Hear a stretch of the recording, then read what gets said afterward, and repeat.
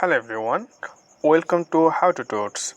In this video, I'm gonna share with you how you can share someone blog or someone post or status on Mastodon social app. Okay, so if you like someone status or you think that you want to share this status to your friend or any person, then you can easily share this. So how can you do this?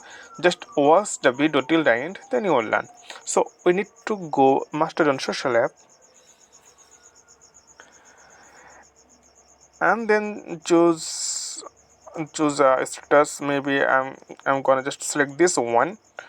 Okay, so what will you do now? So this one, I'm just like this blog. So how can I share this one to my friends? So click here, this icon, the last one from the left side. So click on this, then you will get a couple of options. So then you can share, just simply if you want to share this status your Facebook, WhatsApp, Reddit or anything, then this will be appeared. Okay, so simply click on that and it will be shared. Okay friend, I hope this video was helpful for you, and please consider to subscribe my channel, and thank you for watching this tutorial.